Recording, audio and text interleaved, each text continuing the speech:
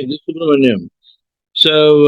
Diella, okay, this has been a topic for discussion since mid of September. Okay, so who actually is Diella? Okay, or what it is? Okay, it's an AI minister of Albania. When I say AI minister, it's not a human AI minister; it's an AI minister. Okay, it has been developed by the government of Albania. Okay, and with a lot of cooperation from Azure, okay, collaboration with Azure basically to actually build it. So Azure is a platform in which it's actually been done.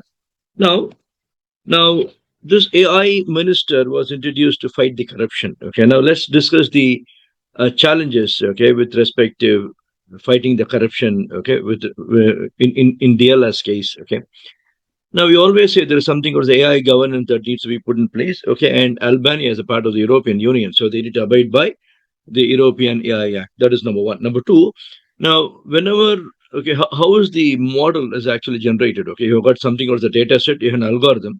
An algorithm on the data set, okay, is going to produce what is called the model. Okay, so we have pre-training phase, training phase, okay, and then we have a testing phase and validation, blah, blah, blah, etc. Now, the people who have joined me for AI security officer, you all know that there's something of the model poisoning and the data poisoning. Okay. Now, the model poisoning and the data poisoning is something which is carried, okay, from the training phase, okay, until the deployment, okay, if not taken care properly. Now, there are also issues called as an bias that exist, okay, whenever the government is actually involved, okay, so we cannot brush aside the possibility that not everybody is ethical, okay. If that is the case, why should we have a trustworthy AI. Okay, so the Diella, okay, okay. We have Diella today because there is an algorithm and the data set on which created this particular model. Now the question is the data set really okay an unbiased one? Okay, there's no surety for that. Okay, let's discuss about all this in this particular video.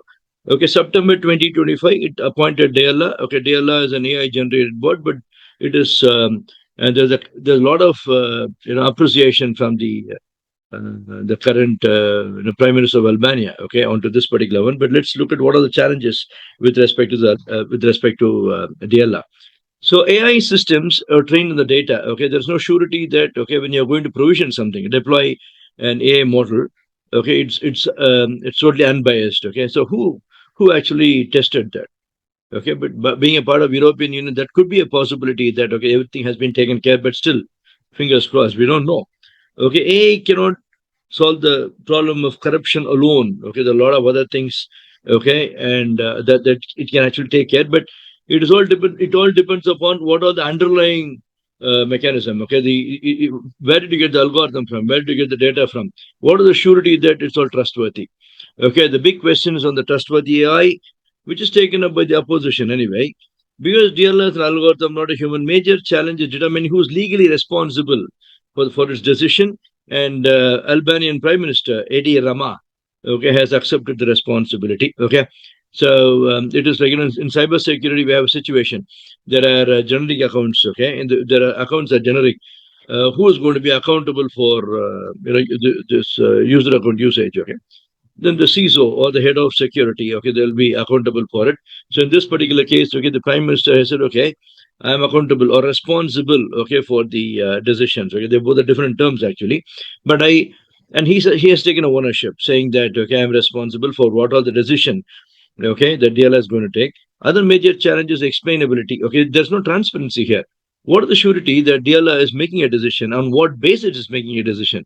We don't know. So there is a transparency problem and DLR. So black box algorithm usually associated with the DL, okay, deep learning. But what I mean is there's a very good term called explainable AI, okay. And did we really follow that? Is a big question mark. It's susceptible to manipulation and hacking. Okay, let me also tell you, even for the moment, if the data set is genuine, okay, if you want to poison the way the DLR is actually working, I can refresh the data set with the biased data, and the DLR will take a decision wrong.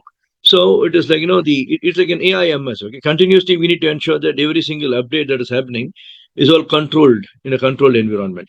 So AI system is susceptible to the manipulation and hacking. Albania itself has faced tremendous 63 serious attacks in 2023. So, moment, okay, you're going to have Diella, an AI minister, okay, there are people who wants to attack it, right? When the country itself is facing 63 serious attacks in 2023, that means there is an political, economical, sociological, technical, legal, and environmental problem. Environmental problem we can brush aside, okay?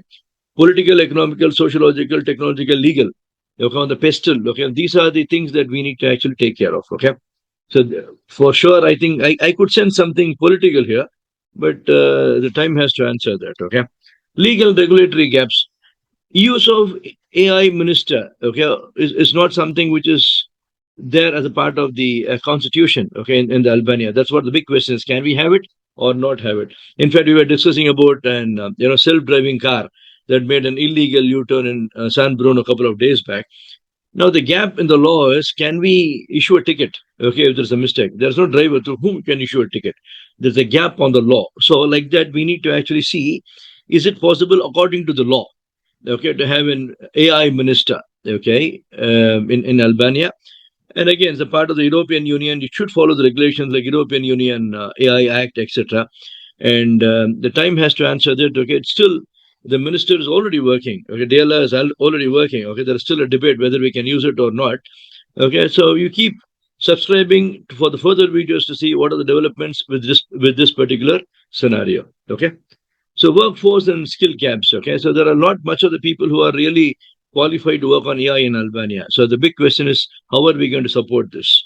Okay, and we always say, right, for trustworthiness of AI, you should have a human in loop, human on the loop, human in command or out of loop. Okay, so human in the loop and on the loop. Okay, we really need to know whether these things has been followed when we deployed Diella in Albania. Okay, so still a lot of things to discuss. We'll wait for further news on the development with Diella. Okay, thank you very much. The Subramaniam Shankaran.